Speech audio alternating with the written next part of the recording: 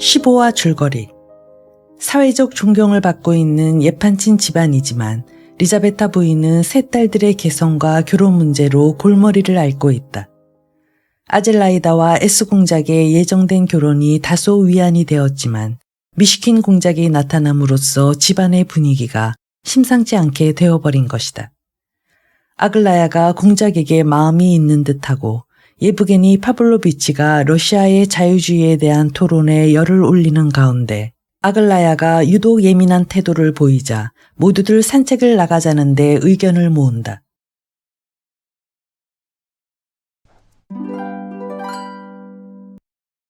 자, 이제 산책하러 갑시다. 산책하러 가요.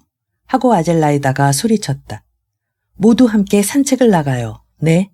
공장님도 꼭 함께 가셔야 해요. 혼자 돌아가시다니 그건 안 될 말이에요. 당신은 우리들에게 더없이 좋은 분이니까요. 얼마나 좋은 분이냐. 그렇지, 아글라야. 어머니, 그렇죠. 나는 공장님에게 키스를 하고 포옹해 드리고 싶어요. 지금 아글라야한테 모든 걸 해명해 주신 데 대한 감사의 뜻으로 말이에요. 어머니, 나 공장님한테 키스해 드려도 좋죠. 아글라야, 너의 공장님한테 키스 좀 하게 해줘. 마치 응석을 부리듯 소리치더니 정말 공작에게로 달려가서 그 이마에 키스했다. 그러나 공작이 그녀의 손을 덥석 움켜쥐고 힘을 주는 바람에 아젤라이다는 하마터면 소리를 지를 뻔했다. 공작은 한없이 환희의 빛을 띠고 그녀를 바라보다가 느닷없이 그녀의 손을 입술로 가져가서 3번이나 연거푸 키스를 했다. 자, 다들 나갑시다. 아글라야가 재촉을 했다. 공장님, 날 데리고 가세요. 어머니, 그렇게 해도 괜찮겠죠? 나를 거절한 신랑감이니까요. 당신은 나를 영원히 거절하신 거죠, 공장님. 아니, 그렇게 하는 게 아니에요. 숙녀에게 그런 식으로 손을 내미는 게 아니라니까요. 당신은 숙녀의 손을 잡아 이끄는 법을 모르시는가 보죠. 이제 됐어요. 그럼 나갑시다. 우리가 앞장을 서는 게 어떨까요? 단둘이서만은 안 돼요. 그녀는 쉴 새 없이 짓거리며 여전히 발작적인 웃음을 터뜨렸다. 다행한 일이야. 천만 다행한 일이야.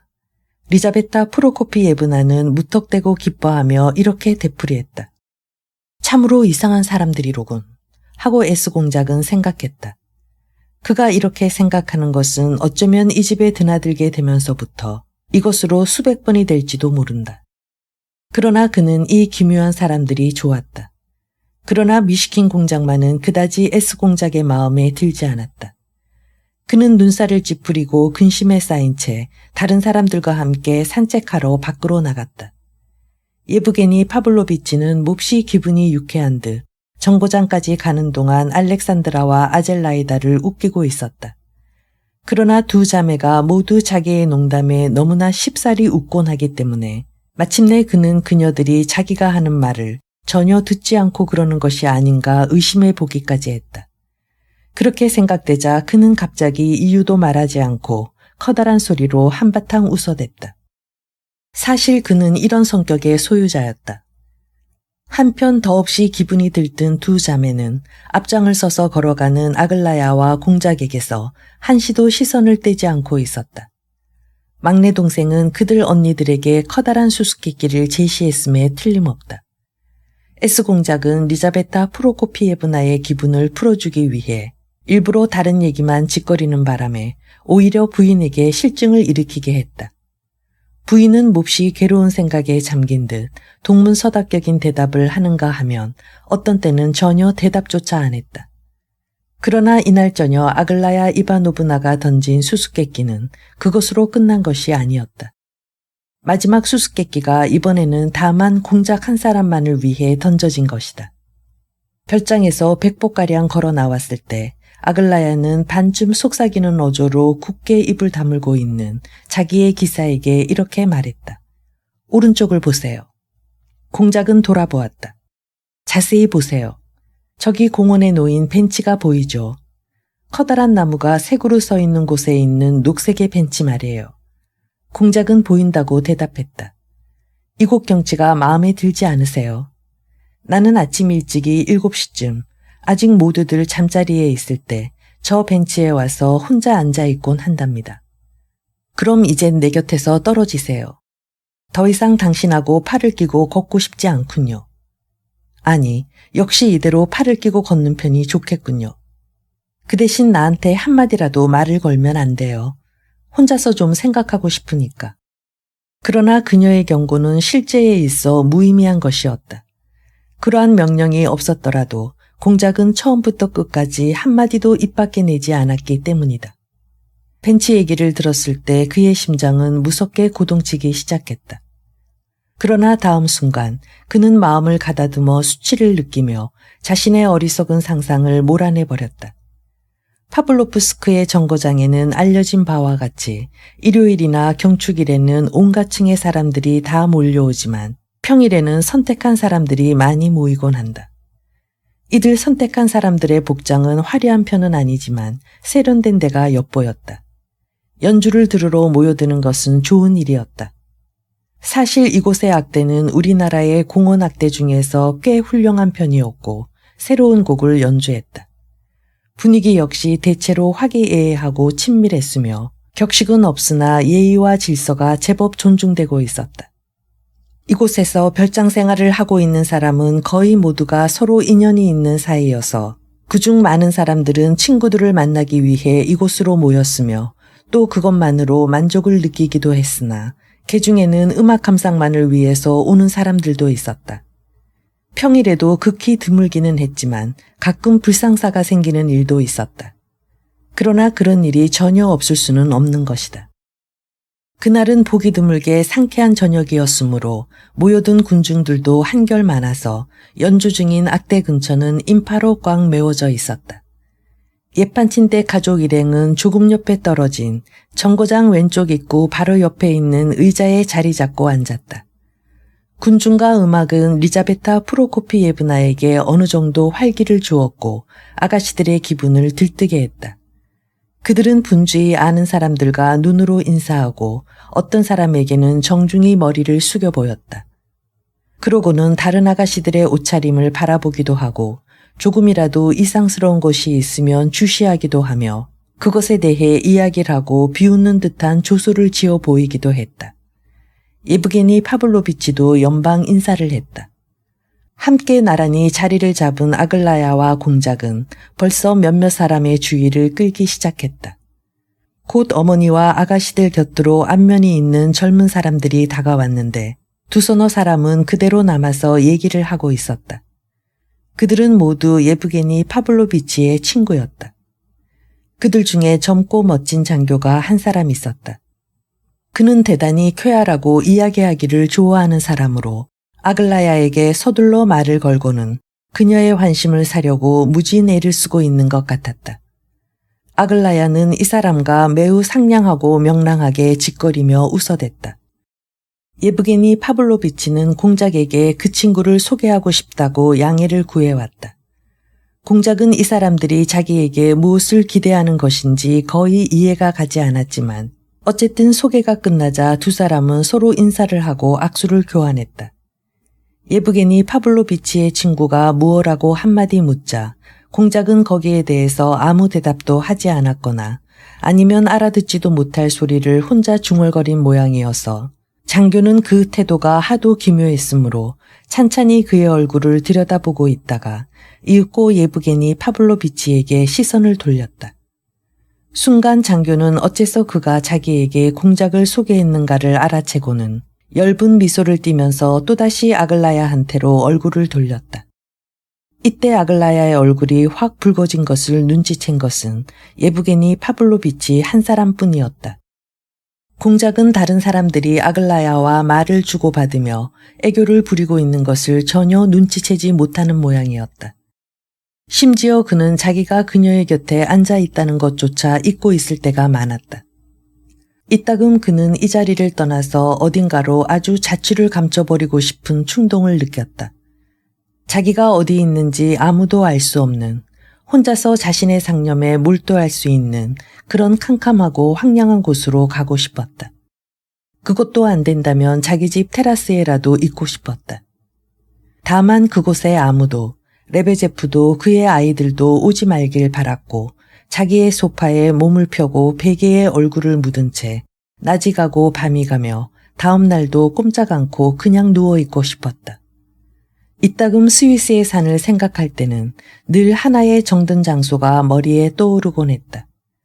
그곳에 살고 있을 때 그는 날마다 그 장소에 올라가 발 아래의 마을을 내려다보곤 했었다.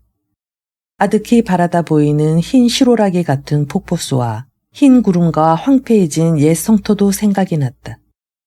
아, 지금 그는 그곳에 가서 오직 한 가지만을 생각하고 싶었다. 하기는 그곳에서는 천년을 하루같이 계속 생각할 수 있으리라. 그리고 이곳 사람들이 그를 잊어버린데도 무방하다. 아니, 제발 잊어버려 주었으면 좋겠다. 만약 그들이 자신을 전혀 모르고 또 이 무서운 환영이 한낱 꿈에 지나지 않는다면 얼마나 다행한 일이랴. 그러나 이제는 그것이 꿈이건 현실이건 매일반이 아닌가. 이따금 그는 아글라야의 얼굴에서 5분가량씩이나 시선을 떼지 않고 쳐다보았다. 그의 시선은 형언할 수 없이 기묘했다. 그것은 눈앞에 있는 아글라야를 보는 눈이 아니라 마치 2km나 떨어진 곳에 있는 물체나 혹은 그녀의 초상화를 바라보는 것 같은 눈이었다. 왜 그런 눈으로 나를 바라보시죠, 공장님? 자기를 에워싸고 있는 사람들과의 명랑한 대화와 웃음을 멈추고 그녀는 당돌하게 이렇게 물었다. 어쩐지 당신이 손을 뻗쳐 손가락으로 내 얼굴을 만지작거리는 것만 같아서 자꾸만 무서운 생각이 드는군요. 그렇잖아요, 예브게니 파블로비치. 그렇게 보이지 않아요. 공작은 누가 자기에게 말을 걸어오리라고는 전혀 생각지 못했다는 듯이 깜짝 놀라서 듣고만 있었다. 그는 혼자 깊이 생각하다가 무슨 말인지 분명히 알아듣지 못한 모양으로 아무런 대꾸도 하지 않았다. 그러나 다른 사람들이 모두 웃고 있는 것을 알자 갑자기 입을 크게 벌리고 자기도 따라 웃었다. 주위의 웃음소리는 더욱 높아졌다. 장교는 원래가 잘 웃는 사람이었는지 사뭇 온몸을 흔들어가며 웃어댔다. 갑자기 아글라야는 화가 나서 혼자 중얼거렸다. 백지. 아, 저희가 정말 저런 사람한테 미친다는 게 가능한 일일까? 하고 리자베타 프로코피예브나는 뇌까렸다. 그건 농담이에요. 요전에 그 가난한 기사와 같은 농담이에요. 알렉산드라가 어머니의 귀에 대고 자신 있는 어조로 속삭였다. 아무것도 아니라니까요. 저 애는 또 한 번 자기의 독특한 수법으로 공작을 조롱한 거예요. 하긴 농담의 효과가 좀 지나친 것 같군요. 이젠 그만하라고 해야겠어요. 어머나, 아까는 배우 뺨칠 정도로 연극을 해서 우리들을 깜짝 놀라게 하더니. 그래도 저런 백지를 놀렸으니 다행이야. 하고 리자베타 프로코피예브나는 속삭였다. 딸의 해명이 부인의 마음을 한결 가볍게 해준 모양이었다. 그렇지만 공작은 자기를 백지라고 부르는 소리를 들었다. 그는 부르르 몸을 떨었다. 하지만 그것은 백지라는 소리를 들었기 때문이 아니었다. 백지라는 말은 곧 잊어버렸다. 그보다도 군중 속에서 자기가 앉아있는 곳으로부터 그리 멀지 않은 곳에서 하나의 얼굴이 퍼뜩 나타났기 때문이었다. 창백한 얼굴에 곱슬곱슬한 검은 머릿결과 낯익은 매우 낯익은 미소와 외모를 지닌 사람이 퍼뜩 나타났다가 사라진 것이다. 어쩌면 이것은 공작의 착각인지도 모른다. 그의 기억에 남은 인상은 일그러진 미소와 눈과 그 사내의 목에 늘어진 화려한 연록색 넥타이 뿐이었다. 그 사내가 군중 속으로 사라졌는지 아니면 정거장 안으로 들어가 버렸는지 그것까지도 공작은 명확히 알 수가 없었다. 그러나 잠시 후 공작은 갑자기 안절부절 못하며 주위를 두리번거리기 시작했다. 조금 전에 그 제1의 환영은 다음에 올 제2의 환영의 예고였고 징후였을 것이다. 틀림없이 그럴 것이다. 과연 그는 정거장으로 나올 때 어떤 사람을 만나게 될 가능성이 있다는 것을 잊고 있었단 말인가. 하기야 정거장을 향해 걸어오는 동안 자기가 어디로 가고 있는지조차 모르고 있었던 것이 사실이다. 그는 때때로 그런 상태가 있곤 했다. 만일 그가 조금만 더 주의력을 기울였다면 15분 전에 아글라야가 자기 주위에 숨어있는 무엇인가를 찾아내려는 듯이 이따금 불안한 눈초리로 두리번거리는 것을 눈치챘을 것이다. 아마도 그의 불안이 격렬히 증대되어 감에 따라 아글라야의 동요와 불안도 한층 더 격화되었으며 그가 뒤를 돌아보기가 무섭게 그녀 역시 거의 때를 같이하여 그쪽을 돌아보았던 것이다. 그러나 이 불안은 얼마 후에 해결되었다. 공작과 예판침대 일행은 정거장 왼쪽 출입구 쪽에 자리 잡고 있었는데 갑자기 한 패의 군중이 적어도 10명은 좋게 될 듯 싶은 일단의 사람들이 나타났다. 그중 두 여자는 굉장한 미인이었으므로 그 뒤에 그렇게 많은 추종자들이 따라다닌다는 것이 조금도 이상스러울 것이 없었다. 그러나 그 여인들도 추종자들도 음악을 들으려고 모여든 다른 사람들과는 전혀 색다른 종류의 인간들인 것 같이 보였다. 거의 모든 사람들이 곧 그들을 인식했지만 대부분은 보고도 못 본 채 하려고 애쓰고 있었다. 다만 몇 명의 젊은 청년들만이 그들에게 미소를 던지며 저희들끼리 서로 무엇인가 수군거리고 있었다. 이 패들을 보지 않는다는 것은 누구에게나 불가능한 일이었다. 그들은 매우 만족스러운지 커다란 소리로 짓거리기도 하고 소리를 내어 웃어대기도 했다. 그들 중에 많은 사람이 얼큰하게 취해 있는 것 같이 보였고 멋있고 우아한 옷차림의 사내도 몇 사람 있었으나 이상야릇한 옷을 걸치고 괴상한 몸짓을 하며 굉장히 열띤 얼굴을 하고 있는 자도 적지 않았다. 이 패거리 속에는 군인도 몇 명 끼어 있었고 나이 지긋한 남자들도 있었으며 폭이 넓고 훌륭하게 지어진 양복에 반지와 커프스 단추, 장엄한 검은 가발에 턱수염을 기르고 얼굴에는 제법 위엄을 띤 유복한 풍채의 신사도 끼어 있었다. 그러나 일반 사회에서는 이런 사람들을 패스트처럼 여기고 피하려고 하는 것이 보통이다. 이 교회의 정거장에 모인 청중 속에는 품행이 단정하기로 유명한 사람도 있었고 사회에서 특히 존경을 받고 있는 사람들도 있었다. 그렇지만 아무리 점잖고 조심성이 있는 사람이라도 이웃집에서 언제 벼랑간 떨어질지도 모르는 벽돌장에 대해 항시 방어태세를 취하고 있을 수는 없는 법이다. 이 벽돌장이 음악을 들으러 모인 근엄한 청중들에게 지금 막 떨어져 내려오려 하고 있었던 것이다. 정거장에서 오케스트라가 있는 광장까지 나오려면 3계단을 내려와야 했다. 그 계단 위에서 그들 일행은 걸음을 멈추고는 밑으로 내려오지 않으려 했다. 그러나 여자들 중에 하나가 앞으로 걸어 나왔다. 그러나 그 뒤를 따라 나선 사람은 그녀의 추종자로서는 둘밖에 없었다. 하나는 제법 의젓하게 생긴 중년 신사로서 매우 존경받을 만한 풍채였는데 그래도 어딘지 농사꾼 티를 벗지 못한 사람같이 보였다. 말하자면 자기도 전혀 아는 사람이 없거니와 남들에게도 전혀 알려져 있지 않은 그런 종류의 인간이었다. 또 한 사람은 여자의 곁을 한 걸음도 떠나지 않는 꼬락서니가 말이 아닌 알짜 불황배였다. 그 밖에는 아무도 이 방향무익한 부인의 뒤를 따라 나서는 자가 없었으나 그녀는 마치 남들이 자기 뒤를 따르건 말건 그런 것은 아랑곳하지 않는다는 듯이 층계를 내려가면서 뒤를 돌아보지도 않았다. 그녀는 여전히 커다란 소리로 웃으며 짓거리고 있었고 그녀의 차림은 고상한 취미에 호화로운 것이긴 했지만 화려한 느낌이 지나친 그런 것이었다. 그녀는 악대 옆으로 해서 누구의 것인지 주인을 기다리고 있는 마차 쪽으로 광장 건너편을 향해 걸어가고 있었다. 공작은 벌써 3달 이상이나 그녀를 보지 못했었다. 이번에 페체르부르크에 와서 며칠 동안 공작은 줄곧 그녀를 만나려고 벼르고 있었으나 이상한 예감이 그를 제지했던 것이다. 심지어 자기가 그녀를 만나면 어떠한 인상을 받게 될 것인지조차 전혀 상상할 수 없었다. 이따금 그는 공포감을 느끼면서도 한편 그것을 상상해 보려고 무진 애를 썼다. 그녀를 만난다는 것은 몹시 괴로운 것이 되리라는 생각이 그에게 있었다.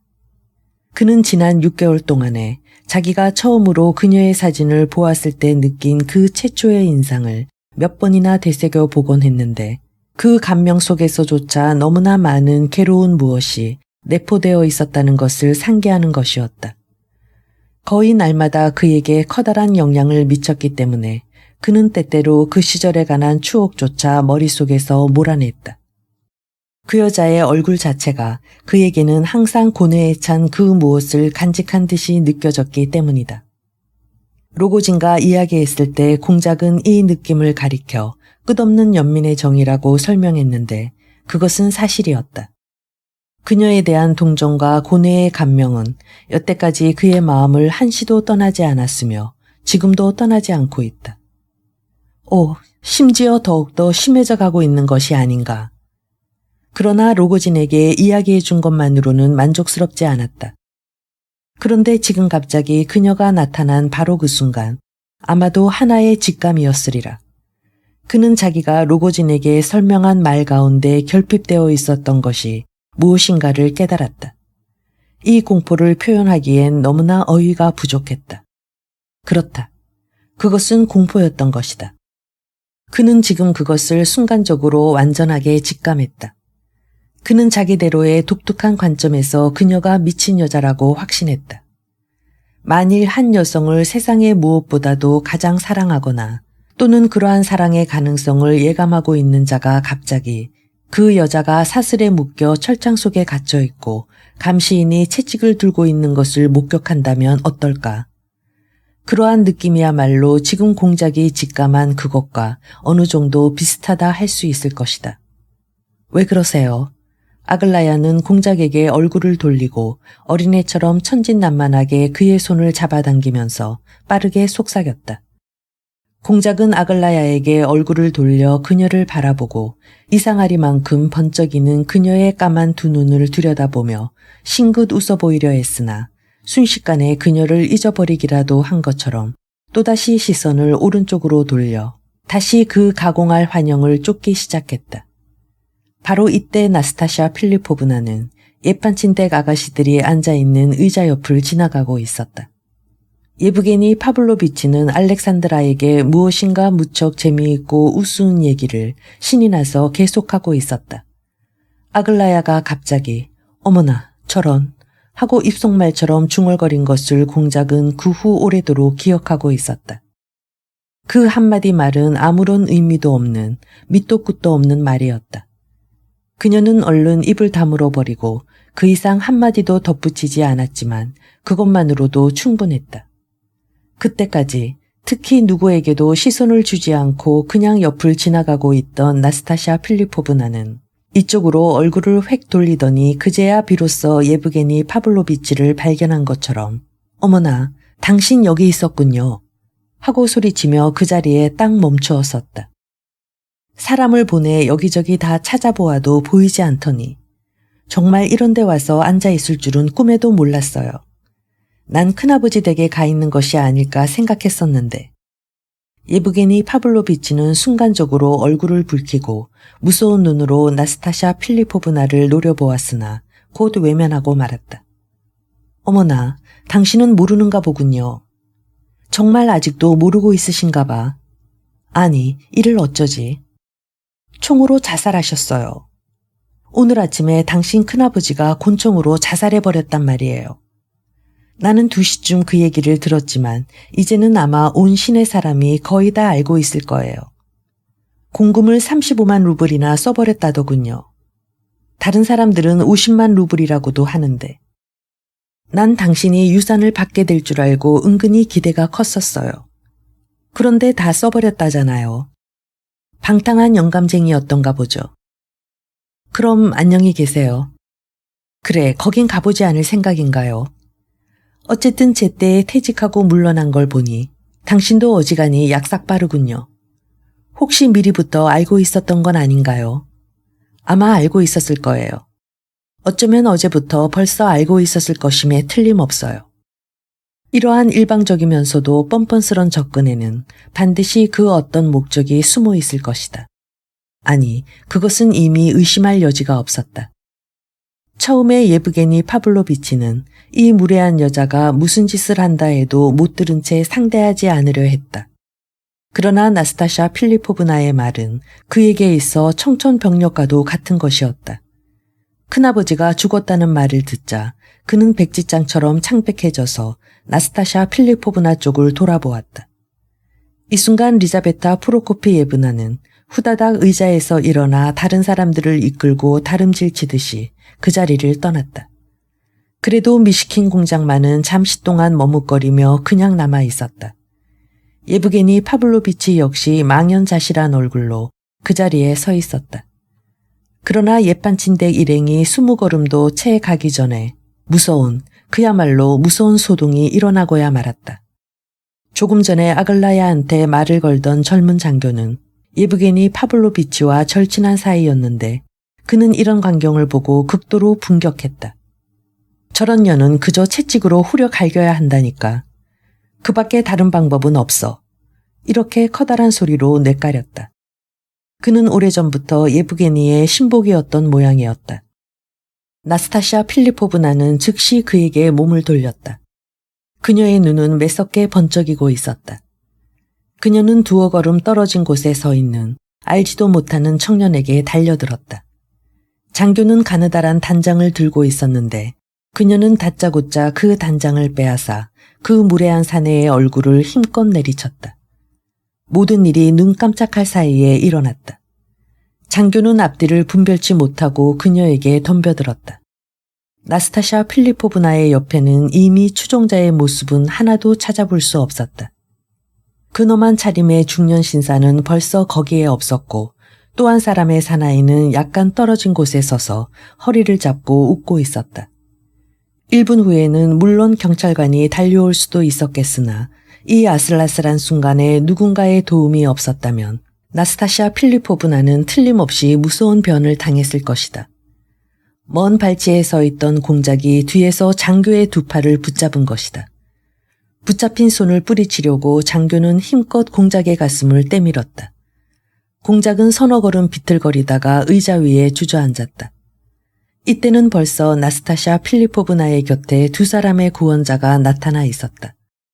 막 달려들었던 장교 앞을 막아선 사람은 이미 우리가 잘 아는 사건에 관한 신문기사의 작성자이며 이전에 로고진 일당에 속해 있던 콘투 코치였던 것이다. 난 퇴역 중이 켈레르요. 그는 거만하게 자기소개를 했다. 만일 주먹으로 싸우시길 원하신다면 장교님, 내가 연약한 여성을 대신하여 상대가 되어드리죠. 영국식 콘투에는 자신이 있습니다. 그렇게 때밀지 마십시오, 장교님. 공중모욕에도 나는 충분히 동정이 갑니다. 그러나 대중 앞에서 부녀자들에게 완력을 행사한다는 것은 도저히 용납할 수 없습니다. 만일 고결한 신사답게 다른 방법을 택하신다면 당신은 물론 내 말을 이해하실 줄 믿습니다만, 장교님. 그러나 이미 제정신으로 돌아온 장교는 그 이상 켈레르의 말을 들으려 하지 않았다. 이때 군중 속에서 나타난 로고진이 재빨리 나스타샤 필리포브나의 손을 잡고 저쪽으로 갔다. 로고진 자신도 몹시 놀라서 창백한 얼굴로 후들후들 떨고 있었다. 그러나 그는 나스타샤 필리포브나를 데리고 사라지기 전에 그 장교를 향해 도끼에 찬 웃음을 던지며 마치 의기양양한 시장 상인처럼 내뱉었다. 채, 꼬락선이 볼만하다. 상판떼기가 온통 피투성이로구나. 완전한 이성을 회복하여 상대방이 어떤 인간이었는가를 깨달은 장교는 정중한 어조로 공작에게 물었다. 당신은 미시킨 공작이 아니세요. 제가 조금 전에 소개를 받은. 저 여자는 미치광이입니다. 돌아버린 여자예요. 정말입니다. 공작은 무엇 때문인지 떨리는 손을 장교에게 내밀며 겁먹은 어조로 말했다. 나는 그런 소개를 받으려는 건 아닙니다. 당신의 성함을 알아두려는 것 뿐입니다. 그는 고개를 끄덕이고는 어딘가로 사라져버렸다. 경찰관은 이 사건에 관계한 최후의 인물들이 자취를 감춘 뒤 5초가 지난 후에야 나타났다.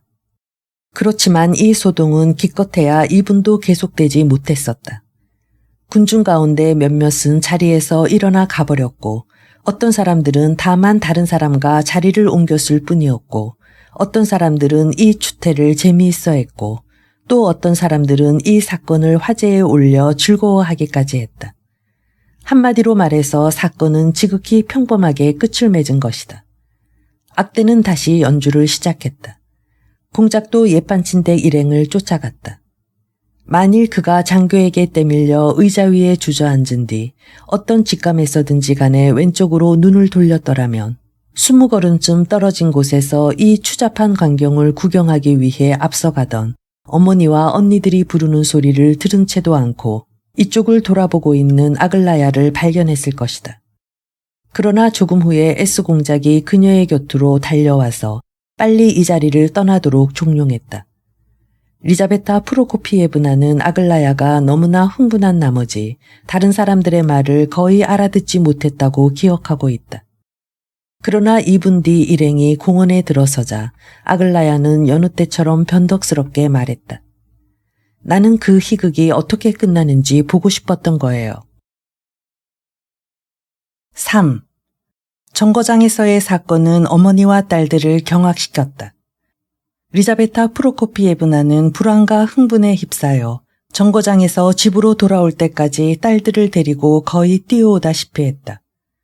부인의 관찰과 견해에 의하면 이 사건으로 인해 아주 많은 것이 발생하였으며 또 밝혀졌다는 것이었다.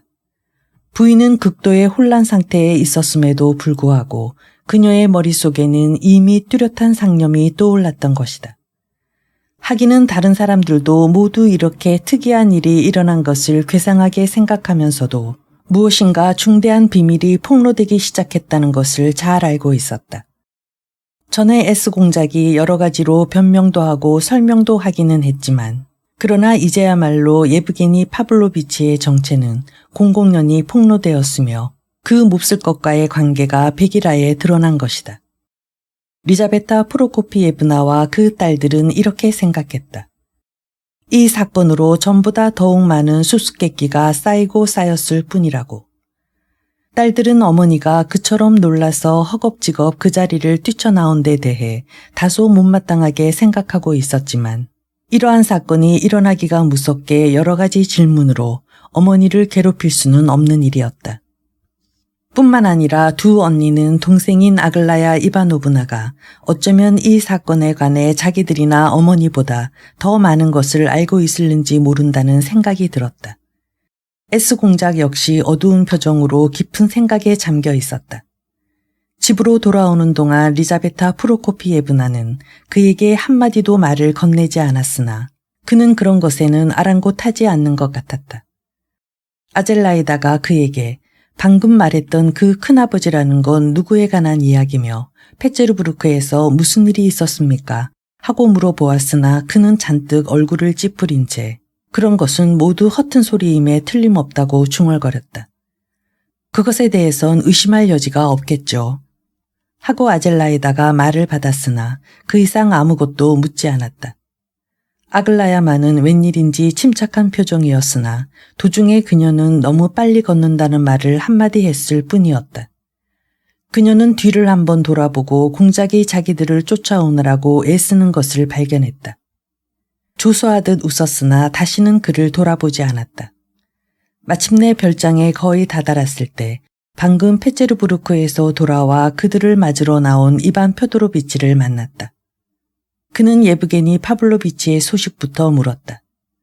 그러나 부인은 대답을 하기는커녕 남편을 거들떠보려 하지도 않고 단호한 태도로 그 옆을 지나쳐버렸다. 딸들과 공작의 표정으로 미루어 장군은 자기 집에 폭풍우 같은 냉전이 밀어닥쳤다는 것을 금세 알아챘다. 그러나 그것 이외에도 그 자신의 얼굴에는 무엇인가 심상치 않은 불안한 빛이 감돌고 있었다. 갑자기 그는 S공작의 손을 잡고 대문 옆으로 가더니 몇 마디 귓속말을 주고받았다. 불안한 표정으로 두 사람은 테라스로 해서 리자베타 프로코피예브나의 방으로 갔는데 무엇인가 매우 중대한 소식을 주고받은 듯했다. 곧 모두 2층에 있는 리자베타 프로코피예브나의 방에 모였으므로 테라스에는 공작 한 사람만이 남게 되었다. 그는 무엇인가를 기다리듯 한쪽 구석에 우두커니 앉아 있었다. 그러나 무엇을 기다리는지도 모르고 있는 것 같았다. 그는 이 집에 어수선한 공기가 감돌고 있다고 해서 떠날 생각은 조금도 없는 모양이었다. 아마도 지금 그는 전 우주의 존재를 망각한 듯 어디에 갖다 앉혀도 그대로 한 2년쯤은 꼼짝도 않고 앉아 있을 것 같이 보였다. 2층에서는 간간히 걱정스러운 이야기 소리가 들려왔다. 공작은 그곳에 자기가 얼마나 앉아 있었는지조차 모르는 듯했다. 벌써 시간이 꽤 지나서 어둠이 깃들기 시작하고 있었다. 테라스에 갑자기 아글라야가 나타났다. 침착해 보였으나 그래도 약간 창백한 얼굴이었다. 아글라야는 테라스 한 구석에 공작이 앉아 있으리라고는 전혀 예기치 못했기 때문에 그의 모습을 발견하자 적이 놀란 얼굴로 미소를 지어 보였다. 여기서 무얼 하고 계세요? 그녀는 공작에게로 다가왔다. 공작은 당황하여 뭐라고 중얼거리며 후다닥 의자에서 일어났다. 그러나 아글라야가 즉시 그의 옆에 앉았으므로 그도 다시 자리에 앉았다. 그녀는 공작의 얼굴을 유심히 바라보다가 갑자기 무심한 표정을 지으며 창밖으로 시선을 돌리더니 다시 공작에게로 얼굴을 돌렸다. 아마 나를 조롱하려는가 보군. 공작은 이렇게 생각했으나 다시 생각을 돌렸다. 아니야, 나를 조롱할 생각이었으면 아까 했었을 거야. 차를 들고 싶으신 것 같은데 가져오라고 할까요? 잠시 침묵이 흐른 뒤에 그녀가 말했다. 아니, 별로라뇨. 참, 이것 보세요. 만일 누가 당신한테 결투를 요구해 온다면 당신은 어떡하시겠어요? 그러나 대체 누가... 나한테는 아무도 결투를 요구해 오지 않을 겁니다. 만일에 요구해 온다면 말이에요. 아마 깜짝 놀라시겠죠. 글쎄요, 몹시 두려움을 느끼게 될 겁니다. 그래요. 그럼 당신은 겁쟁이로군요. 아니, 그렇지는 않을 겁니다. 겁쟁이란 두려워서 도망을 치는 자이므로 두려워도 도망을 치지 않는 자는 겁쟁이라고까지 할 수 없습니다. 공작은 잠시 생각하고 나서 미소를 띠며 이렇게 말했다. 그러니까 당신은 도망치지 않을 거란 말씀인가요? 아마 도망을 치지는 않을 겁니다. 마침내 공작은 아글라야의 질문에 웃음을 터뜨리고 말았다. 나는 비록 여자지만 절대로 도망 따위는 하지 않을 거예요. 그녀는 모욕적인 어조로 말했다. 하지만 당신은 지금 나를 놀리고 있고 또한 여느 때처럼 자기의 흥미를 돋우기 위해 일부러 허세를 부리시는군요. 어디 이야기 좀 해보세요. 대개 총은 20보 정도에서 쏘는 거죠. 사람에 따라서는 10보 정도에서도 쏜다던데.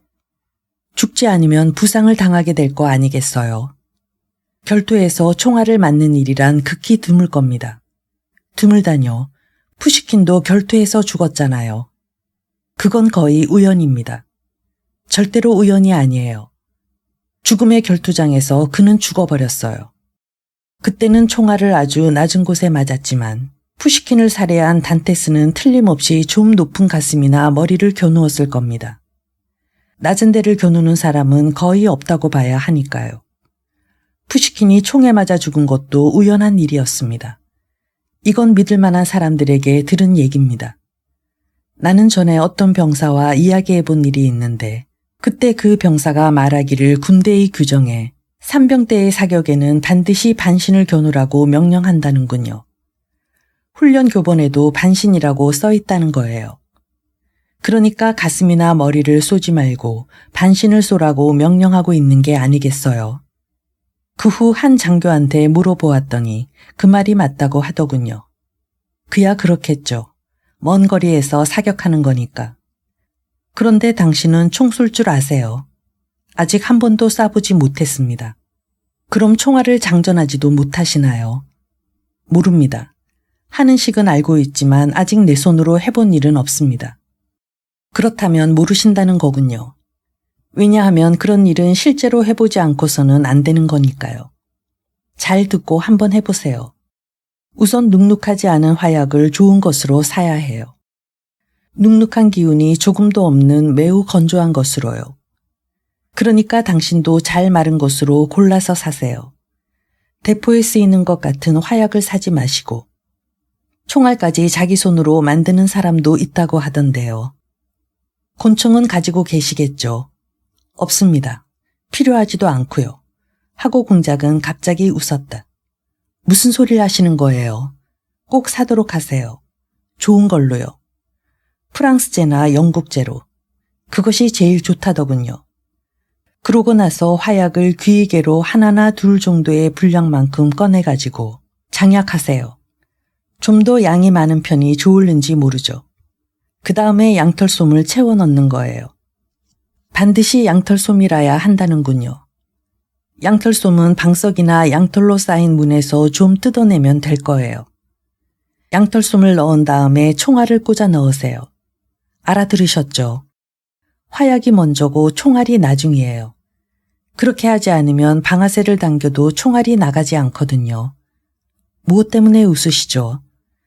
나는 당신이 매일 몇 번씩 사격 연습을 해서 관역 맞추는 걸 습득했으면 좋겠어요. 하시겠죠? 공작은 웃고만 있었다. 아글라야는 분해서 발을 동동 굴렀다. 그 정도의 이야기를 하면서 그녀가 너무나 심각한데 공작은 저기 놀라지 않을 수 없었다. 공작 자신도 그녀에게 무엇인가 물어보아야 할 말이 적어도 곤충을 장전하는 법보다는 중대한 그 무엇에 대해 알아내야 할 것이 있을 것 같았다. 그러나 모든 것이 머릿속에서 사라져버리고 다만 그녀가 자기 앞에 앉아 있다는 것, 그리고 자기는 그녀의 얼굴을 보고 있다는 것 이외에는 아무런 생각도 없었다. 그녀가 무슨 말을 하건 지금의 그에게는 결국 매한가지였던 것이다. 이윽고 2층에 올라가 있던 이반 표트로비치가 테라스로 나왔다. 그는 외출할 채비를 하고 있었다. 그 얼굴은 일그러지고 수심에 차 있었으나 단호한 표정을 띠고 있었다. 오, 레프 니콜라예비치. 자네는 지금 어디로 갈 참인가? 그는 미시킨 공작이 자리에서 일어날 생각도 않고 있는데도 불구하고 이렇게 물었다. 나하고 함께 가세. 자네한테 할 얘기가 있어. 안녕. 아글라야는 공작에게 손을 내밀었다. 테라스는 벌써 꽤 어두워졌으므로 공작은 이 순간 그녀의 얼굴을 똑똑히 볼 수는 없었다. 그러나 1분 후 장군과 함께 별장을 나섰을 때 그는 갑자기 얼굴을 붉히며 자기의 오른손을 꼭 쥐어보았다. 이반 표도로비치도 공작과 같은 방향으로 가는 것 같이 보였다. 이반 표도로비치는 무엇인가 급히 상의할 일이 있어 이렇게 시간이 늦었는데도 누군가를 방문하려고 나선 모양이었다. 그는 갑자기 공작에게 다급한 어조로 숨도 제대로 가누지 못하고 두서없는 얘기를 짓거리기 시작했다. 그의 얘기 속에는 리자베타 프로코피예브나의 이름이 몇 번이나 튀어나왔다. 만일 이때 공작이 조금만 주의력을 기울일 수 있었다면 장군이 그런 얘기를 하며 은근히 자기에게 허심탄회하게 무엇인가를 질문하려 하면서도 좀처럼 그것을 입 밖에 내지 못하는 것을 알아챘을 것이다. 그러나 유감스럽게도 공작은 너무나 마음이 산란하여 처음 얼마 동안은 전혀 장군의 말을 듣지 않았기 때문에 장군이 무엇인가 그에게 질문을 제기하기 위해 걸음을 멈췄을 때 그는 하는 수 없이 무슨 말인지 알아듣지 못했노라고 자백하지 않을 수 없었다. 장군은 불쾌한지 어깨를 움츠렸다. 자네들은 웬일인지 모든 면에서 이상한 인간이 되어버린 것 같아. 장군은 다시 계속했다. 이건 자네에게 말하는 건데 나는 리자베타 프로코피예브나가 무엇을 생각하고 있는지 무엇을 걱정하고 있는지 도무지 알 수가 없어. 아내는 또다시 히스테리를 일으키며 망신과 창피를 당했다고 울고불고 야단이야. 하지만 도대체 누가, 어떻게, 누구와 함께, 언제, 왜 모욕을 했단 말인가. 하긴 나에게도 잘못이 없는 건 아니지. 그건 나 자신도 알고 있어. 잘못이 많이 있지. 그렇지만 그 짓궂은 게다가 행실이 말이 아닌 계집의 불손한 행위는 당장이라도 경찰의 손을 빌려 제재를 가할 수 있는 문제야. 실은 나도 오늘 몇 사람을 만나서 거기에 대한 예방 조치를 강구하려는 걸세. 만사는 조용하고 원만하며 상냥스럽게 또한 추태를 부리지 않고 해결될 수 있을 걸세. 절대로 무슨 소동을 일으키거나 하는 일은 없을 거야. 앞으로도 많은 사건들이 반드시 일어나리라는 것과 밝혀지지 않은 일들이 많다는 것을 솔직히 인정하지 않을 수 없네. 여기에는 반드시 음모가 있을 걸세. 그런데 여기서 아무것도 모른다고 한다면 저기서도 역시 모른다고 할 거야. 나도 못 들었다. 너도 못 들었다. 이 사람도 못 들었다. 저 사람도 못 들었다. 모두가 못 들었다니 여보게 들은 사람은 대체 누군가. 그래, 자네는 이 사건을 어떻게 설명하겠나. 더욱이 이 사건은 신기루와 같은 것이어서 달빛이라든가 또는 환영처럼 실제로는 존재하지 않는 것인지도 모르니 말이야. 그 여자는 미치광이입니다. 공작은 모든 사건을 가슴 아프게 상기하고 중얼거렸다. 만일 자네가 그 여자를 두고 하는 말이라면 한마디로 적절히 묘사했군. 나도 그렇게 생각했기 때문에 여태까지 마음 놓고 잠을 잘 수 있었던 걸세. 지금 나는 다른 사람들이 옳다고 생각하지만 그녀가 미쳤다고는 믿지 않네. 그 여자는 좀 이상하긴 하나 그 세심한 행동을 보면 절대로 미치광이로 단정해버릴 수는 없을 것 같네. 오늘 카피톤 알렉세이치에 관해 짓거린 것만 해도 충분히 그것을 증명하고 있거든. 그녀가 관련되는 한 어떤 특별한 목적을 위한 최소한의 음모는 틀림없이 있을 걸세. 카피톤 알렉세이치라뇨. 아니, 자네 내 얘기는 통 듣지 않고 있었군 그래. 나는 맨 처음에 카피톤 알렉세이치의 얘기부터 했는데 아무튼 나는 그 소식을 듣고 얼마나 놀랐는지 지금도 사지가 떨리네. 오늘 페체르부르크에서 늦게 돌아온 것도 실은 그 때문이었지. 카피톤 알렉세이치 라둠스키는 예브게니 파블로비치의 큰아버지 되는 분인데. 그래서요. 공작은 외쳤다. 그 사람이 오늘 아침 7시쯤에 곤총으로 자살했다네. 매우 존경을 받는 70살이나 된 노인이었지만 향락주의자였지. 아까 그 여자가 말한 대로 막대한 액수의 공금을 써버렸다는군. 그런데 그 여자는 어디서 들었느냐 말이지. 그 여자가 여기 나타나자 숭배자들은 완전히 그녀를 둘러쌌지. 자네는 잘 모르는지 모르지만 그야말로 굉장한 사람들이 사귄다는 영광을 얻고자 그 여자를 찾아다니고 있어. 아마도 그 여자는 오늘 페체르부르크에서 온 사람한테서 그 얘기를 들었을 걸세. 저쪽에서는 온 장한 사람들이 다 알고 있으니까. 그러니까 여기 파블로프스크에서도 이제는 거의 다 알 걸세. 그렇지만 그 여자가 예브게니 파블로비치더러 제때에 퇴직하고 물러난 걸 보면 보통이 아니라며 약삭빠른 사내라고 비꼬았다는 건 정말 그대로 드러넘길 말이 아니야. 얼마나 무서운 암시인가. 아니야.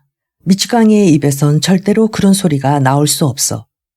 물론 나는 예브게니 파블로비치가 그런 절박한 재난이 어느 날 7시에 일어날 것이라고 미리 알았다고는 믿고 싶지 않네.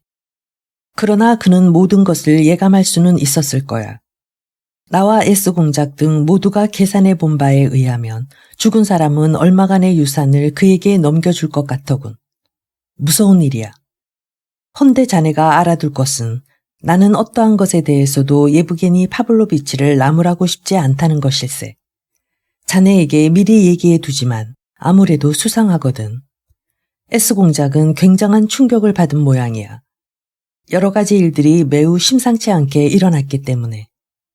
그럼 예브게니 파블로비치의 행동 중에 어떠한 점이 수상하단 말씀입니까? 그런 건 하나도 없지. 그 사람은 나무랄 데 없이 행동하는 사람이야. 난 그런 뜻으로 말했던 건 아니었네. 그 사람 자신의 재산은 조금도 충나지 않았다고 생각하네.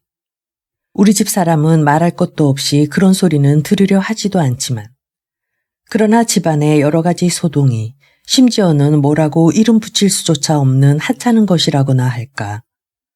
솔직히 말해서 자네는 우리 가정의 친구니까 이야기하는 건데 확실한 얘기는 아니지만 예브게니 파블로비치가 한 달 전에 아글라야에게 직접 청혼을 했다가 그 애한테 깨끗이 거절당했다는 거야. 그럴 리가 없습니다. 공작은 열띤 음성으로 소리쳤다. 그럼 자네는 뭔가 좀 알고 있는 것이 있군 그래. 장군은 깜짝 놀라 그 자리에 못 박힌 듯 우뚝 멈춰섰다. 혹 내가 자네한테 헛되게 신뢰되는 말을 짓거린 것 아닌가. 그러나 그것은 자네가 뭐랄까, 자네가 그런 인간이기 때문이야. 그래도 자네는 무언가 특별한 사정을 알고 있을 것 같은데. 나는 예브게니 파블로비치에 대해서는 아무것도 모릅니다. 공작은 얼버무렸다. 나도 몰라. 나도. 그런데 공작, 우리 집에선 모두들 구멍을 파고 그 속에 나를 묻어버리려 드니 그것이 살아있는 인간에게 얼마나 고통스러운 일이라는 걸 생각해 보려고도 하지 않으니 나는 정말 참을 수가 없네. 조금 전에도 한바탕 소란이 있었는데 말이야. 이건 정말 소름이 끼치는 일이야. 나는 자네를 친아들처럼 생각하고 이야기하네. 무엇보다 곤란한 건 아글라야가 제 어미를 희롱하고 있다는 사실이야. 그 애가 약 한 달 전에 예브게니 파블로비치의 청혼을 거절한 것과 그들 둘 사이에 어떤 교섭이 있었던 것 같다는 이야기는 큰애들이 추측이라는 형식으로 설명하더군. 하기는 확실성이 있는 추측이지. 그런데 그 애는 형편없이 고집이 센 데다 너무 공상적이란 말일세. 그 애는 감정과 지적인 면에서는 관대하고 훌륭한 점도 있긴 하지만 그러나 변덕과 냉소벽, 간단히 말해서 악마적이고 공상적인 성격도 있네. 아까는 제 어미와 언니는 물론 S공작한테까지 조롱을 하더군. 나한테는 말할 것도 없고 조롱하지 않고는 이야기를 못할 정도니까. 알다시피 나는 그 애를 귀여워해. 그 애가 나를 조롱하는 건 오히려 귀엽지.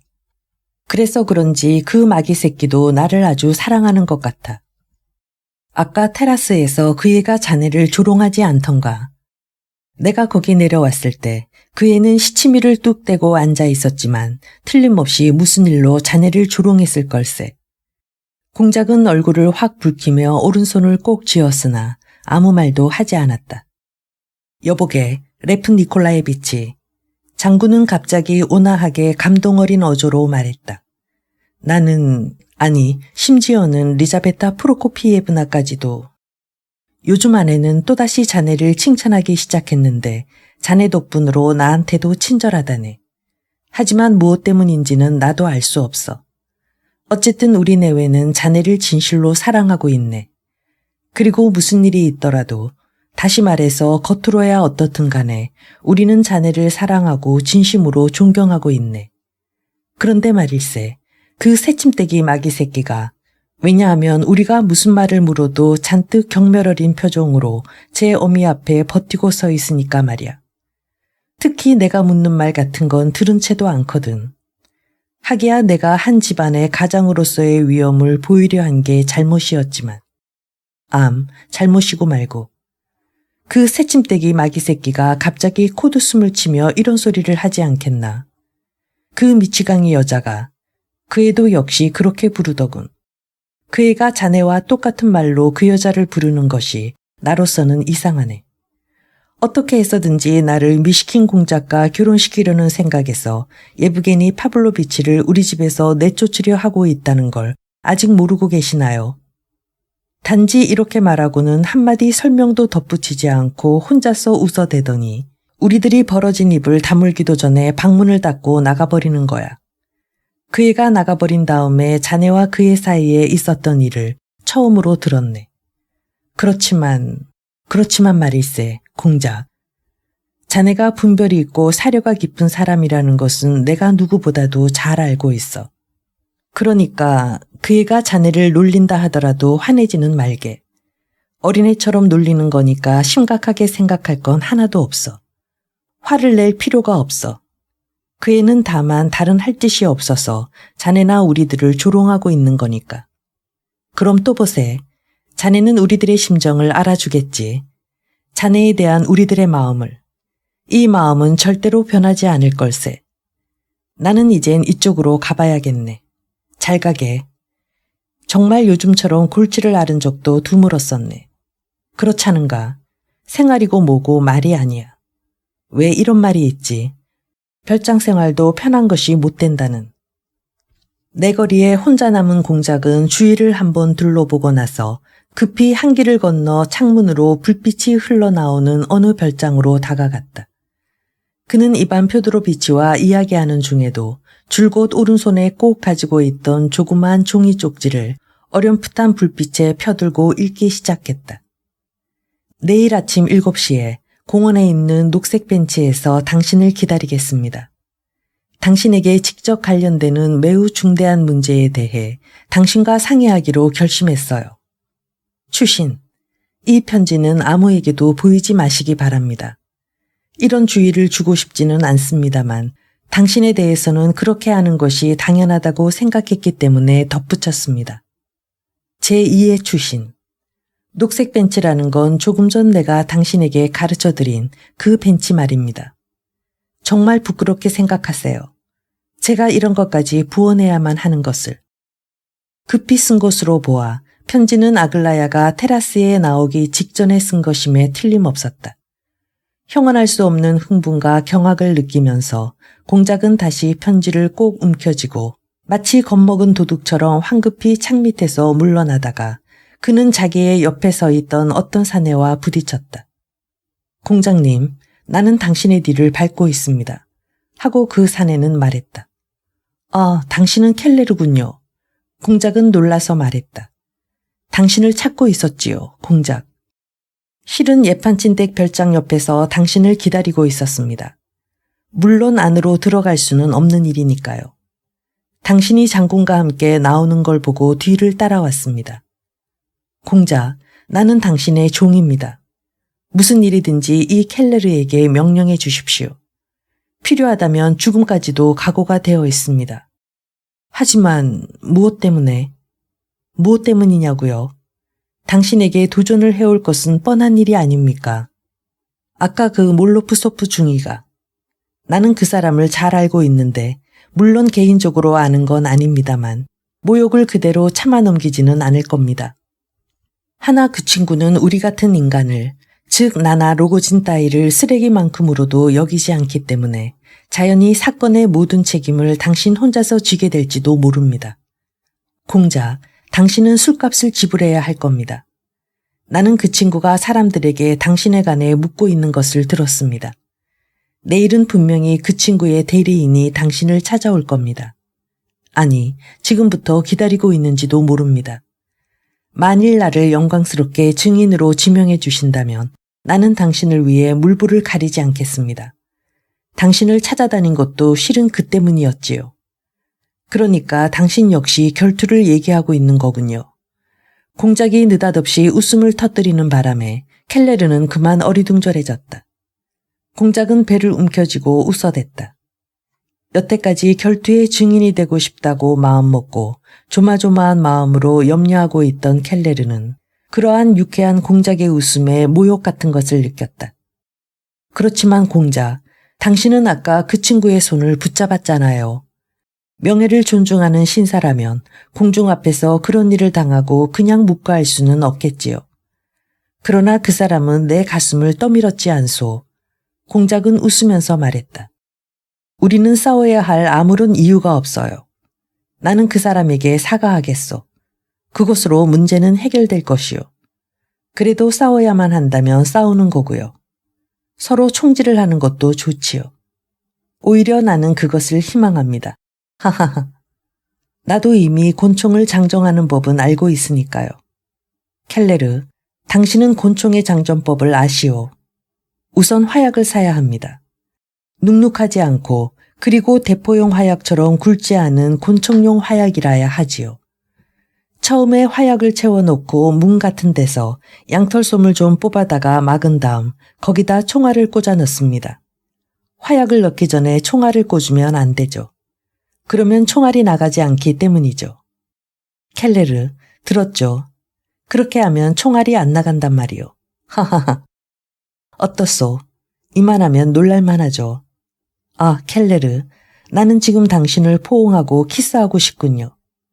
어쩌자고 당신은 아까 그 장교 앞에 불쑥 나타났었지요. 가능하면 빨리 내 방에 가서 샴페인을 마십시다. 자, 우리 취하도록 마십시다. 나한테는 레베제프네 광 속에 넣어둔 샴페인이 12병이나 있단 말입니다. 그 사람네 별장으로 옮겨온 이튿날인 그저께 레베제프가 무슨 이야기 끝에 그 술을 나한테 팔겠다더군요. 그래서 내가 전부 사버렸지요. 친구들을 다 불러 모으겠습니다.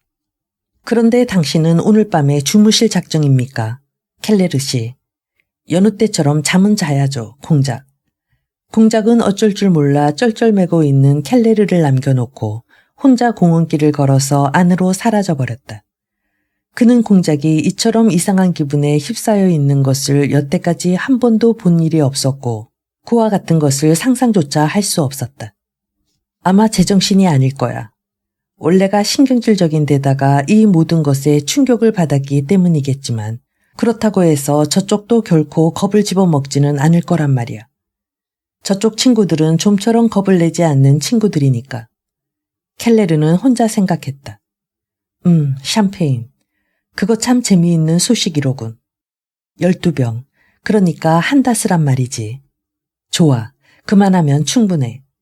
그 샴페인은 레베제프가 누구한테 저당으로 잡았던 것임에 틀림없어. 아무튼 저 공작이란 친구는 참 좋은 사람이야. 나는 저런 친구가 좋아. 그러나 시간을 그냥 무의미하게 허비할 순 없지. 더욱이 샴페인이 있다면 이것이야말로 아주 좋은 기회가 아닌가. 사실 공작이 열병에 걸린 것과 같은 상태에 있었던 것만은 틀림없는 사실이다. 그는 오랫동안 어두운 공원을 헤매고 있었으나 마침내 어느 가로수길을 배회하고 있는 자기 자신을 발견했다. 어둠 속에서도 눈에 띄는 커다란 고목 밑으로부터 그 녹색 벤치가 놓여있는 곳까지 100발짝 남짓한 거리를 가로수를 따라 벌써 30-40번이나 배회한 것을 희미하게 기억할 수 있었다. 그는 적어도 1시간을 공원에서 보냈는데 그동안 자기가 생각한 것을 죄다 다시 상기한다는 것은 도저히 불가능한 일이었다. 그는 어떤 하나의 생각에 몰두하고 있는 자기 자신을 발견하고는 갑자기 웃어대기 시작했다. 웃을 만한 것이라고는 아무것도 없었음에도 무턱대고 웃고 싶었던 것이다. 그는 결투에 관한 생각은 비단 켈레르만 생각할 수 있는 것이 아니며 따라서 곤청장정법에 관한 설명도 결코 우연한 일이 아니었다는 생각을 했다. 그것은 우연이 아니었다. 그렇다면 옳거니 그는 갑자기 걸음을 멈췄다. 또 하나의 다른 상념이 그의 마음을 환하게 비춘 것이다. 내가 구석에 앉아 있었을 때 그 여자는 테라스에 나와서 나를 발견하고는 소스라치게 놀랐지. 그러고는 이내 웃어 보이며 차에 대해 이야기했지. 그렇지만 그 여자는 그때 이미 손에 종이 쪽지를 쥐고 있었으니까 그 여자는 반드시 내가 테라스에 있으리라는 걸 알고 있었을 것이 아닌가. 그렇다면 도대체 무엇 때문에 그렇게 놀랐을까? 하하하. 그는 호주머니에서 편지를 꺼내 그것에 키스를 하고는 또 생각에 잠겨버렸다. 이상하군, 이상해. 그는 어떠한 서글픈 감정에 휩싸여 잠시 동안 이렇게 말했다. 언제나 강렬한 환희를 느끼는 순간이면 웬일인지 자기도 모르게 서글픈 감정에 사로잡히곤 하는 것이었다. 그는 주위를 눈여겨 바라보다가 그곳까지 온 데 대해 스스로 놀랐다. 그는 몹시 피로를 느꼈다. 벤치에 다가가서 거기에 걸터 앉았다. 주위에는 깊은 정적이 깔려 있었다. 광장의 연주도 이미 끝나버렸다. 공원 안에는 사람이라고는 아무도 없는 것 같았다. 시간은 벌써 11시 반은 넉넉히 되었을 것이다. 밤은 고요하고 훈훈했으며 밝았다. 6월 초순에 흔히 볼 수 있는 이른바 페체르부르크의 밤이었으나 그가 앉아있는 수목이 우거진 공원의 가로수길은 아주 캄캄했다. 만일 누군가가 이 순간 그에게 당신은 사랑을 하고 있다. 열렬한 사랑을 하고 있다고 한다면 그는 깜짝 놀라 그것을 부정했을 것이다. 어쩌면 화를 냈을는지도 모른다. 그리고 누군가 그에게 아글라야의 편지는 연애 편지다. 미래를 청하는 연애 편지라고 덧붙인다면 그는 수치를 느껴 얼굴이 홍당무가 되고 어쩌면 그 사내에게 결투를 신청했을는지도 모른다. 사실 이 모든 것은 매우 진실된 것이었기 때문에 그 처녀가 그를 사랑할는지도 모른다든가 혹은 그가 그 처녀를 사랑하게 될는지 모른다든가 하는 그런 두 갈래의 생각은 그의 머릿속에서 전혀 조금도 허용한 일조차 없었던 것이다. 자기에게, 자기와 같은 종류의 사내에게 연정을 품는다는 것은 도저히 있을 수 없는 괴이한 일로 생각됐다. 만일 이 경우에 무엇이 있다고 한다면 그것은 단지 그녀의 짓궂은 장난이 있을 뿐이라고 생각했다. 그러나 그는 여기에 대해 그리 신경을 쓰지 않았고 그저 그런가 보다 하는 정도로밖에 여기지 않았다. 그와는 전혀 다른 일에 공작은 마음을 쓰고 있었던 것이다. 아까 장군이 흥분 끝에 아글라야가 모든 사람을 특히 공작을 조롱하고 있다고 한 말은 공작 자신도 믿어 의심치 않았다. 그의 생각으로는 오히려 그것이 당연했다. 다만 그에게 있어 중요한 것은 내일 아침 일찍이 그녀를 다시 만날 수 있다. 그녀와 함께 녹색 벤치에 앉아서 곤청의 장전법을 들으며 그녀를 바라볼 수 있다는 생각뿐이었다. 그 이상의 것은 필요치 않았다. 하기는 그녀가 무슨 말을 할 것인가. 그에게 직접 관련된 중대한 문제란 대체 무엇일까 하는 의문이 한두 번 머리에 떠올랐다. 그러나 일부러 자기를 불러내야만 할 중대한 문제가 정말 존재하는 것일까 하는 의심을 잠깐 동안도 해보지 않았고 그것에 대해서는 생각도 안 했으며 그런 것은 생각할 마음조차도 없었던 것이다. 가로수길에 모래를 밟는 조용한 발걸음 소리에 그는 고개를 쳐들었다. 어둠 속에서 얼굴을 똑똑히 알아볼 수는 없었지만 그 사람은 벤치로 다가와서 공작 옆에 조용히 걸터 앉았다. 공작은 재빨리 그에게 바싹 다가앉았고 이내 그가 창백한 얼굴에 로고진이라는 것을 알아볼 수 있었다. 이 근방 어딘가를 배회하고 있을 줄 알았네. 찾아내는데 시간이 많이 걸리지는 않았지만 로고진이 이빨을 드러내고 중얼거렸다. 그들이 서로 만난 것은 호텔 층계에서의 사건 이후 오늘이 처음이었다. 뜻하지 않게 로고진이 나타나서 소스라치게 놀란 공작은 얼마 동안 자기의 생각을 집중시킬 수가 없었다. 비통한 감정이 그의 마음속에 되살아난 것이다. 아마 로고진은 지금 이 순간에 자기가 공작에게 나타낸 강렬한 인상을 이해하고 있는 것 같았다. 처음에는 두서없는 말을 몇 마디 짓거렸으나 이윽고 그는 의기양양하게 말하기 시작했다. 그러나 공작은 상대방의 말 속에 조금도 부자연한 데가 없을 뿐더러 별로 거북해하는 기색조차 없다는 것을 이내 알게 되었다. 그의 행동이나 말에 어색한 점이 있었다면 그것은 다만 표면적인 것에 지나지 않았다. 즉 이 사나이는 내면적으로는 변할 턱이 없는 인간이었다. 그런데 자넨 왜 나를 이런 데까지 찾아왔나? 공작은 다만 입을 열기 위해서 이렇게 물었다. 켈레르한테 들었어. 자네 집에 들렀었네. 자네가 공원으로 가더라고 하더군. 그럴 것이라고 생각했지. 그럴 것이라고 생각했다니. 공작은 불안스럽게 말꼬리를 잡았다. 로고진은 웃고만 있을 뿐 아무런 설명도 하지 않았다. 자네의 편지를 받았네. 레프 니콜라예비치. 자네는 이따위 필요 없는 짓을. 그건 그렇고 나는 지금 그 여자한테서 오는 길인데 자네를 꼭 불러오라는 거야. 뭔지 자네한테 해야 할 말이 있다는군.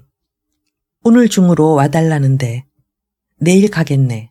지금은 집에 돌아가야겠네. 자네 나와 함께 가겠나? 뭐하러? 나는 할 말을 다 했네. 잘 가게. 들르지 않고 그냥 갈 셈인가? 공작은 나직이 물었다. 레프 니콜라예비치, 자넨 정말 이상한 사람이야. 참으로 자네에겐 어리둥절하지 않을 수 없는 걸. 로고진은 짓궂게 빙그레 웃었다. 왜 그래? 응? 대체 무엇 때문에 자네는 나한테 그처럼 악하게 대하나? 공작은 서글프고도 열띤 어조로 쏘아댔다. 이젠 자네가 생각하던 것이 죄다 진실이 아니었다는 걸 알지 않았냐 말이야. 물론 나에 대한 자네의 증오가 사라지지 않았으리라는 걸 나는 모르는 바는 아닐세. 왜 그런지 아나? 자네가 나를 죽이려고 했기 때문이지. 그것 때문에 자네의 증오심은 사라지지 않고 있는 거야. 자네에게 한 가지 분명히 이야기해둘 것은 나는 그날 십자가를 교환하고 형제의 의를 맺은 그 파르펜 로고진만 기억하고 있을 뿐이야. 나는 자네가 그때의 그 악몽을 잊고 앞으로도 절대로 그런 말을 내 앞에서 꺼내지 않게 하기 위해 어제 자네한테 편지를 써보냈던 것일세. 왜 그렇게 나를 피하나? 왜 나한테 손을 감추지? 자네에게 말하는데 나는 그때 일어난 모든 일을 단지 하나의 악몽으로만 생각하고 있네. 나는 자네를 탓하거나 증오할 생각은 조금도 없단 말일세.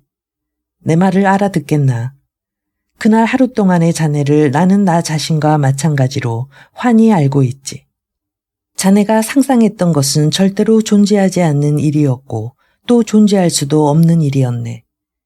대체 무엇 때문에 우리들의 증오는 존재하는 걸까? 자네한테도 증오는 있다는 듯한 말이군.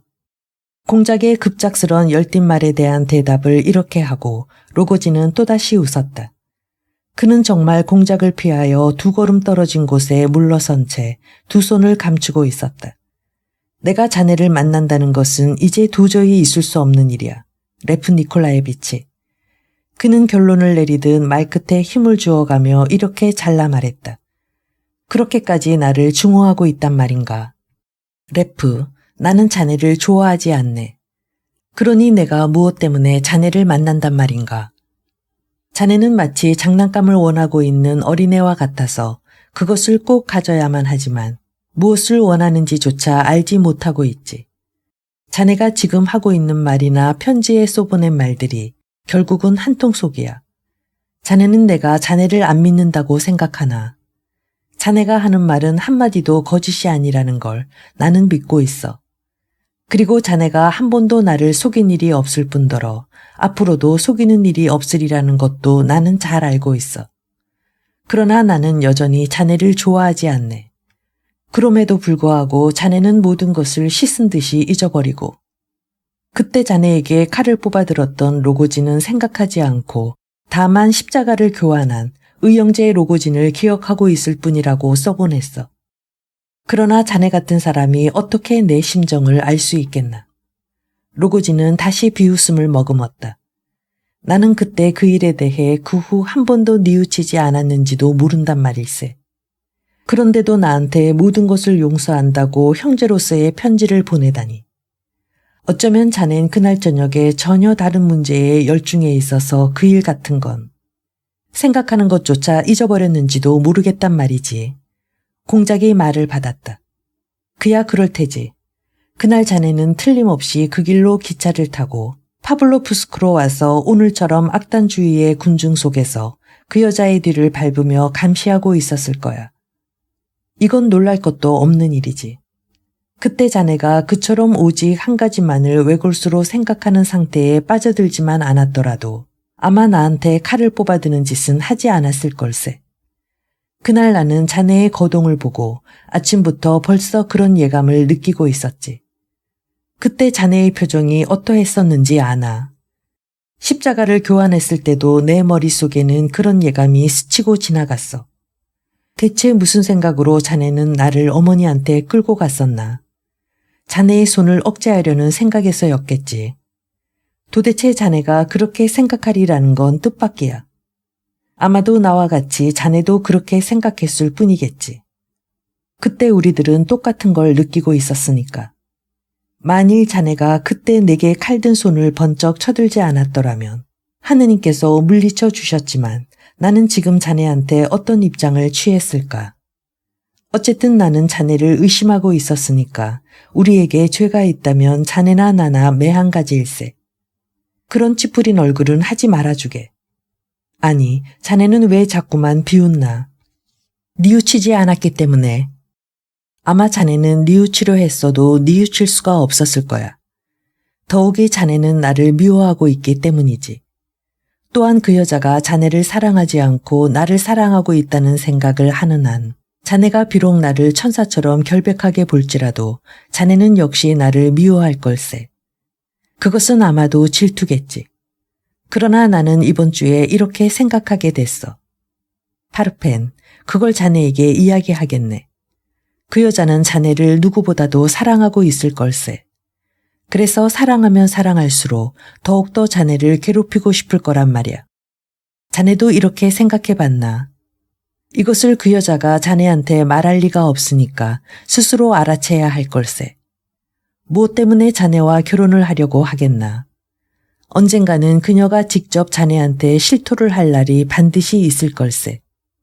세상에는 이런 식의 사랑을 좋아하는 여자들도 간혹 있는데 그 여자가 바로 그런 성격이거든. 아무튼 자네의 성격과 자네의 애정은 틀림없이 그 여자의 마음을 움직이고야 말 걸세. 자네 아는지 모르겠지만 여자라는 건 잔인한 행위와 냉소로 사내를 괴롭히면서도 털끝만큼도 양심의 가책을 받지 않는 법이니까. 왜냐하면 언제나 자네를 바라보며 스스로 생각하기를 지금은 내가 저 사람을 죽도록 괴롭혀주고 있지만 나중에 가서 나의 애정으로 메꾸어 줄 테니까 하고 생각하고 있기 때문이지. 공작의 말을 듣고 나서 로고진은 커다랗게 소리내어 웃어버렸다. 그런데 어떤가, 공자. 혹시 자네는 그런 종류의 계책에 빠져들 일은 없었나? 자네에 대해 좀 무언가 들은 것이 있는데 그게 참말인지 모르겠어. 무슨 말을 자네가 들었다는 건가? 공작은 흠찐 몸을 떨며 사뭇 당황한 나머지 걸음을 멈추고 몹시 놀란 반응을 보였다. 로고진은 여전히 웃고 있었다. 그는 어느 정도 호기심과 만족을 느낀 듯 싶었다. 생기와 타오르는 듯한 공작의 열정은 그를 몹시 놀라게 했으나 또한 그에게 용기도 주었던 것이다. 나는 그저 소문으로 듣기만 했을 뿐인데 지금 자네의 태도를 보고 소문이 정말이었다는 것을 알았네. 그는 덧붙였다. 아무튼 자네가 지금처럼 짓거린 적이 있었나? 아무래도 그런 얘기는 자네한테 어울리지 않는 것 같아. 어쨌든 자네에 대한 그런 소문을 듣지 않았던들 나는 여기 찾아오지도 않았을 것이네. 더욱이 이런 밤중에 어두운 공원에까지. 나는 자네 말을 하나도 못 알아듣겠네. 파르펜 로고진. 그 여자가 오래전에 자네 얘기를 나한테 한 일이 있는데 아까 자네가 음악을 들으며 그 처녀와 같이 앉아 있는 것을 나도 봤어. 그런데 그녀는 어제도 오늘도 맹세코 말하는 거야. 자네는 아글라야 이바노브나한테 고양이처럼 홀딱 반해버렸다고 말이야. 그러나 공작, 자네가 그 처녀한테 반했건 반하지 않았건 그런 것은 나와는 아무런 상관도 없는 일이야. 자네도 벌써 알고 있겠지만 그녀는 어떠한 일이 있어도 자네를 그 처녀와 결혼시키겠다는 거야. 하하하. 나한테 말하기를 그렇게 하지 않고는 당신과 결혼할 수 없어요. 그 사람들이 교회에 갈 때 우리도 함께 교회에 갑시다. 그러는 거야. 대체 이게 무슨 뜻인지 나는 도무지 알 수가 없어. 자네를 죽도록 사랑하고 있는 걸까? 그렇다면 어째서 자네가 다른 여자와 결혼하기를 바라고 있을까? 나는 공작이 행복하게 되는 걸 보고 싶어요. 하고 짓거리는 걸 보면 역시 자네를 사랑하고 있는 게 분명해. 그러기에 내가 자네한테 말하지 않던가. 그리고 편지에도 쓰지 않았나. 그 여자는 제정신이 아니라고 말이야. 괴로운 듯이 로고진의 말을 다 듣고 나서 공작은 이렇게 말했다. 그걸 어떻게 알아? 아마 그건 자네가 잘못 알았을 거야. 하긴 아까 내가 정거장에서 데리고 돌아가자 그 여자는 당장에 자기 입으로 결혼 날짜를 정했어. 3주 후나 어쩌면 그보다 빨리 꼭 결혼을 하자는 거야. 성상을 꺼내가지고는 거기에 키스하며 그렇게 맹세하더군. 공작, 이제는 자네한테 달려있네. 알겠나? 하하. 그것은 죄다 헛소리야. 자네가 내게 관해서 이야기하는 건 절대로 있을 수 없는 일이야. 내일 나는 자네와 그 여자를 찾아가서 어째서 자네는 그 여자를 미쳤다고 하나. 로고진이 가로챘다. 다른 사람들은 멀쩡한 사람으로 보는데 어째서 자네만 미친 여자로 생각하느냔 말이야. 그리고 어째서 그 여자가 거기다 편지를 하곤 하느냔 말이야. 만일 미친 여자라면 그 집 사람들도 그 편지를 보고 그런 기색을 알아챘을 것이 아닌가. 편지라니. 공작은 깜짝 놀라 이렇게 물었다. 그 아가씨한테 말이야. 또한 그 아가씨는 그 편지를 받아서 읽었단 말이야. 모르고 있었나. 곧 알게 될 걸세. 그 아가씨 자신이 자네한테 보여줄 테니까. 이건 믿을 수가 없군. 공작은 소리쳤다. 아하, 레프 니콜라예비치. 자넨 이런 방면에는 애송이야. 이제 겨우 한 발을 들여놓았을 뿐이니까. 좀 더 있어 보게. 형사 못지않게 여자의 일거일동을 주야로 감시하게 될 테니까. 만일에 그만하게. 그런 얘긴 두 번 다시 절대로 하지 말게. 공작은 소리쳤다. 여보게, 파르펜. 난 지금 자네가 오기 조금 전에 여기서 이리저리 거닐고 있다가 갑자기 큰 소리로 한바탕 웃었다네. 무엇 때문에 웃었는지 모르겠지만 단지 내일이 바로 내 생일이라는 걸 상기했기 때문이지. 벌써 이럭저럭 12시는 됐을 걸세. 함께 가세. 가서 내 생일을 축하해주게. 나한테 술이 있으니까 함께 마시세. 지금 나는 내가 무엇을 바라고 있는지 모른단 말이야. 그것을 자네가 나에게 가르쳐 주게나. 그리고 자네의 희망이 무엇인지 그것도 듣고 싶어. 나도 자네를 위해 행복을 빌겠네. 그렇지만 십자가를 되돌려 달란 말은 하면 안 되네. 알겠나? 하기는 그 일이 있은 이튿날 자네는 나한테 십자가를 되돌려 보내지는 않았지. 항상 걸고 다니겠지. 지금도 걸고 있겠지. 걸고 있네. 로고지는 대답했다. 그럼 가세. 나는 자네 없이 나의 새로운 생활을 맡고 싶지 않네. 나는 새로운 생활을 이제부터 시작하기 때문이지. 파르펜, 자네는 나의 새로운 생활이 오늘 시작된다는 것을 알고 있나? 이제 분명히 시작됐다는 걸 알았네. 내가 직접 보았으니 알았어. 그 여자에게도 알려줘야겠군. 아무튼 자넨 지금 제정신이 아니야. 레프 니콜라에비치.